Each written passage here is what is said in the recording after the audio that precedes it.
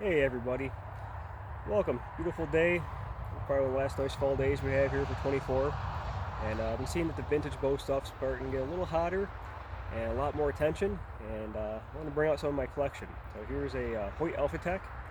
Always wanted one of these since they first came out, and I've had one since then, and it was a beautiful target model. Let it go like an idiot. Finally I got this one here, and it's going to be done up like a target bow here eventually, but I want to get out, take a few shots, and this is a Redline solo cam, and it shoots great. I mean, the stack arrows just as well as the new bows, and let's take a few shots. It's still quiet, very low hand shock, probably it's on par with some of the more vertical limb bows. Definitely not as much as a parallel limb bow, but that's what they expect. But still rips it out, and the draw's still pretty smooth for being 60-65 pounds.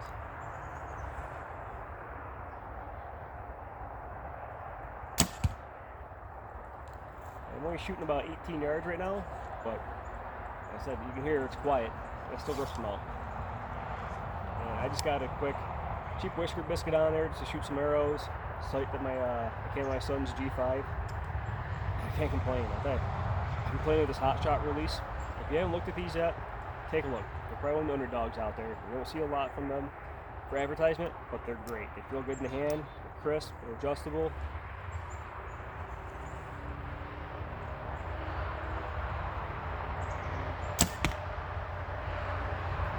I'm shooting this without a wrist strap.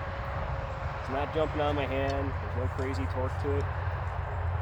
It's hard to find parts for them, but they're still out there. You just gotta look.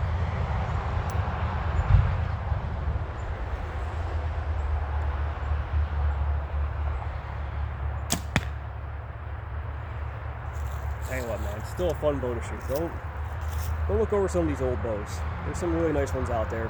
Decent deal, but I'm seeing the prices starting to creep up on them.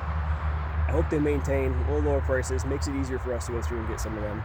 They're great classics, great wall hangers, great conversation pieces, and I mean, I still break these things out. This will be a long bar setup sometime in the next week or two, and we'll be shooting 5 spots, some Vegas 3 spots with it. And we'll compare it to some of the longer actual bows I have that are modern target bows and see what the scores are like.